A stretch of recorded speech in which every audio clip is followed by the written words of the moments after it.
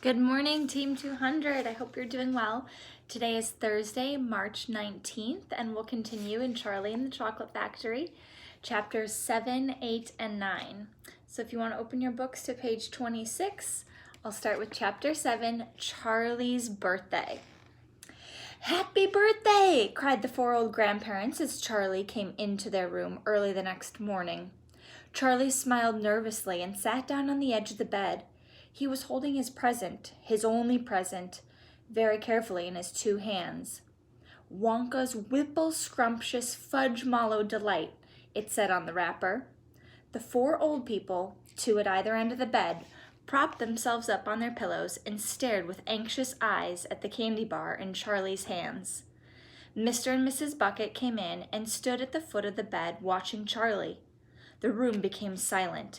Everybody was waiting now for Charlie to start opening his present. Charlie looked down at the candy bar. He ran his fingers slowly back and forth along the length of it, stroking it lovingly, and the shiny paper wrapper made little sharp crackly noises in the quiet room. Then Mrs. Bucket said gently, "You mustn't be too disappointed, my darling, if you don't find what you're looking for underneath that wrapper. You really can't expect to be as lucky as all that." "She's quite right," Mr. Bucket said. Charlie didn't say anything. "After all," Grandma Josephine said, "in the whole wide world there are only 3 tickets left to be found." "The thing to remember," Grandma Georgina said, "is that whatever happens, you'll still have the bar of candy." "Wonka's Whipple Scrumptious Fudge Mallow Delight," cried Grandpa George. "It's the best of them all. You'll just love it." "Yes," Charlie whispered, "I know." "Just forget all about those golden tickets and enjoy the candy," Grandpa Joe said. "Why don't you do that?" They all knew it was ridiculous to expect this one poor little candy bar to have a magic ticket inside it, and they were trying as gently and as kindly as they could to prepare Charlie for the disappointment. But there was one other thing that the grown-ups also knew, and it was this, that however small the chance might be of striking lucky, the chance was there. The chance had to be there. This particular candy bar had as much chance as any other of having a golden ticket. And that was why all the grandparents and parents in the room were actually just as tense and excited as Charlie was, although they were pretending to be very calm. "You'd better go ahead and open it, or you'll be late for school," Grandpa Joe said. "You might as well get it over with," Grandpa George said. "Open it, my dear," Grandma Georgina said. "Please open it. You're making me jumpy." Very slowly, Charlie's fingers began to tear open one small corner of the wrapping paper. The old people in the bed all leaned forward, craning their scraggy necks. Then suddenly, as though he couldn't bear the suspense any longer, Charlie tore the wrapper right down the middle, and onto his lap there fell a light brown creamy-colored chocolate candy bar. There was no sign of a golden ticket anywhere. "Well, that's that," said Grandpa Joe brightly. "It's just what we expected." Charlie looked up. 4 kind old faces were watching him intently from the bed. He smiled at them, a small, sad smile, and then he shrugged his shoulders and picked up the candy bar and held it out to his mother and said, "Here, Mother, have a bite. We'll share it. I want everybody to taste it." "Certainly not," his mother said, and all the others all cried, "No, no, we wouldn't dream of it. It's all yours." "Please," begged Charlie, turning around and offering it to Grandpa Joe. But neither he nor anyone else would take even a tiny bite. "It's time to go to school, my darling," Mrs. Bucket said, putting an arm around Charlie's skinny shoulders. "Come on, or you'll be late." That was pretty selfless of Charlie to want to share his chocolate bar. Let's go to chapter 8, page 29. 2 more golden tickets found. That evening, Mr. Bucket's newspaper announced the finding of not only the 3rd golden ticket, but the 4th as well. "2 golden tickets found today," screamed the headlines. "Only 1 more left." "All right," said Grandpa Joe when the whole family was gathered in the old people's room after supper. "Let's hear who found them." "The third ticket," read Mr. Bucket, holding the newspaper up close to his face because his eyes were bad and he couldn't afford glasses. "The third ticket was found by a Miss Violet Beauregard." There was great excitement in the Beauregard household when our reporter arrived to interview the lucky young lady. Cameras were clicking and flashbulbs were flashing and people were pushing and jostling and trying to get a bit closer to the famous girl. And the famous girl was standing on a chair in the living room, waving the golden ticket madly at arm's length as though she were flagging a taxi. She was talking very fast and very loudly to everyone, but it was not easy to hear all that she said because she was chewing so ferociously upon a piece of gum at the same time.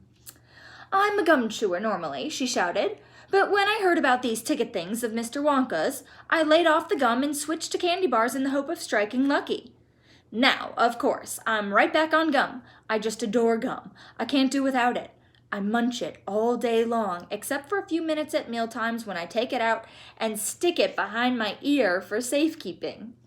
To tell you the honest truth, I simply wouldn't feel comfortable if I didn't have that little wedge of gum to chew on every moment of the day. I really wouldn't. My mother says it's not ladylike, and it looks ugly to see a girl's jaws going up and down like mine do all the time. But I don't agree. And who's she to criticize anyway? Because if you ask me, I'd say that her jaws are going up and down almost as much as mine are just from yelling at me every minute of the day." "Now, Violet," Mrs. Beauregard said from a far corner of the room, where she was standing on the piano to avoid being trampled by the mob. "All right, Mother, keep your hair on," Miss Beauregard shouted. "And now," she went on, turning to the reporters again, "it may interest you to know that this piece of gum I'm chewing right at this moment is one I've been working on for over 3 months solid. That's a record, that is. It's beaten the record held by my best friend, Miss Cornelia Princemetal." And was she mad? "It's my most treasured possession now, this piece of gum is. At nights, I just stick it on the end of the bedpost. And it's as good as ever in the mornings. A bit hard at first, maybe, but it soon softens up again after I've given it a few good chews. Before I started chewing for the world record, I used to change my piece of gum once a day. I used to do it in our elevator on the way home from school. Why the elevator? Because I liked sticking the gooey piece that I'd just finished with onto one of the elevator buttons. Then the next person who came along and pressed the button got my old gum on the end of his or her finger. Ha ha! And what a racket they kicked up, some of them. You get the best results with women who have expensive gloves on. Oh yes, I'm thrilled to be going to Mr. Wonka's factory. And I understand that afterwards he's going to give me enough gum to last me for the rest of my whole life. Whoopee! Hooray!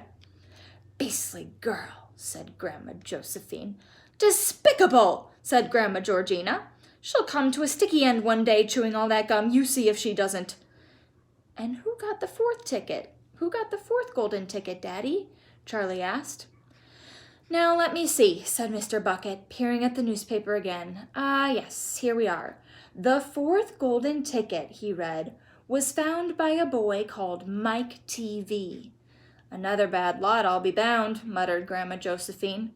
"Don't interrupt, Grandma," said Mrs. Bucket.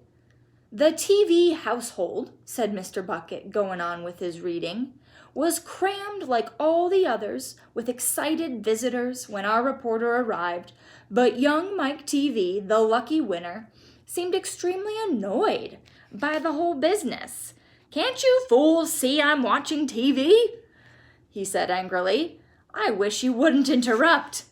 The 9-year-old boy was seated before an enormous television set with his eyes glued to the screen, and he was watching a film in which one bunch of gangsters was shooting up another bunch of gangsters with machine guns.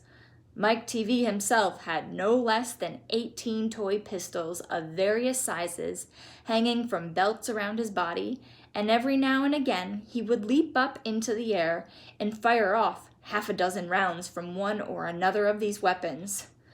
"Quiet," he shouted when someone tried to ask him a question. "Didn't I tell you not to interrupt? This show's an absolute whiz-banger. It's terrific. I watch it every day. I watch all of them every day, even the crummy ones, where there's no shooting. I like the gangsters best. They're terrific, those gangsters, especially when they start pumping each other full of lead or flashing the old stilettos, or giving each other the 1, 2, 3 with their knuckle dusters. Oh boy, what wouldn't I give to be doing that myself? It's the life, I tell you. It's terrific." "That's quite enough," snapped Grandma Josephine. "I can't bear to listen to it." "Nor me," said Grandma Georgina. "Do all children behave like this nowadays? Like these brats we've been hearing about?" "Of course not," said Mr. Bucket, smiling at the old lady in bed. "Some do, of course. In fact, quite a lot of them do, but not all." "And now there's only one ticket left," said Grandpa George. "Quite so," sniffed Grandma Georgina. "And just as sure as I'll be having cabbage soup for supper tomorrow, that ticket'll go to some nasty little beast who doesn't deserve it." We'll continue with Chapter 9, page 34. Grandpa Joe takes a gamble. The next day, when Charlie came home from school and went in to see his grandparents, he found that only Grandpa Joe was awake. The other 3 were all snoring loudly. "Shh," whispered Grandpa Joe, and he beckoned Charlie to come closer. Charlie tiptoed over and stood beside the bed. The old man gave Charlie a sly grin, and then he started rummaging under his pillow with one hand. And when the hand came out again, there was an ancient leather purse clutched in the fingers. Under cover of the bedclothes, the old man opened the purse and tipped it upside down. Out fell a single silver 10-cent piece. "It's my secret hoard," he whispered. "The others don't know I've got it. And now you and I are going to have one more fling at finding that last ticket. How about it, eh? But you'll have to help me." "Are you sure you want to spend your money on that, Grandpa?" Charlie whispered. "Of course I'm sure," spluttered the old man excitedly. "Don't stand there arguing. I'm just as crazy as you are to find that ticket. Here, take the money and run down to the street to the nearest store and buy the first Wonka candy bar you see, and bring it straight back to me, and we'll open it together." Charlie took the little silver coin and slipped quickly out of the room. In 5 minutes, he was back. "Have you got it?" whispered Grandpa Joe, his eyes shining with excitement. Charlie nodded and held out the bar of candy. "Wonka's Nutty Crunch Surprise," it said on the wrapper. "Good," the old man whispered, sitting up in the bed and rubbing his hands. "Now, come over here and sit close to me, and we'll open it together. Are you ready?" "Yes," Charlie said. "I'm ready." "All right, you tear off the first bit." "No," Charlie said. "You paid for it. You do it all." The old man's fingers were trembling most terribly as they fumbled with the candy bar. "We don't have a hope, really," he whispered, giggling a bit. "You do know we don't have a hope, don't you?" "Yes," Charlie said. "I know that." They looked at each other and both started giggling nervously. "Mind you," said Grandpa Joe, "there is just that tiny chance that it might be the one, don't you agree?" "Yes," Charlie said, "of course. Why don't you open it, Grandpa?" "All in good time, my boy, all in good time. Which end do you think I ought to open first?" That corner, the one furthest from you. Just tear it off a tiny bit, but not quite enough for us to see anything." "Like that?" said the old man. "Yes, now a little bit more." "You finish it," said Grandpa Joe. "I'm too nervous." "No, Grandpa, you must do it yourself." "Very well, then. Here goes." He tore off the wrapper. They both stared at what lay underneath. It was a bar of candy, nothing more. All at once, they both saw the funny side of the whole thing, and they burst into peals of laughter. "What the heck's going on?" cried Grandma Josephine, waking up suddenly. "Nothing," said Grandpa Joe. "You go on back to sleep." And that's the end of Chapter 9. So I wonder who's going to find that last golden ticket. I just want to give you guys a quick reminder to continue in your comprehension packet so that you're following along each day with the chapters that we read. And then another reminder, when you get to your literacy stations, is to keep up with our reading passages. So by now you should have completed archaeology, hammerhead sharks, and then today would be the one on castles. Okay, so these are reading passages and questions on the back to help keep you sharp with some comprehension skills. And then also for literacy stations is your word work to help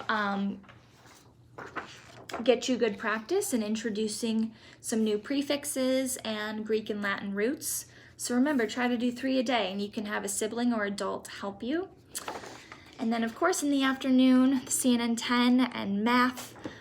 For math, you should be trying to do a page or 2 a day, as well as getting on Math with Tech, so Khan Academy or Freckle. Please feel free to email me with any questions. All right, talk to you later. Bye.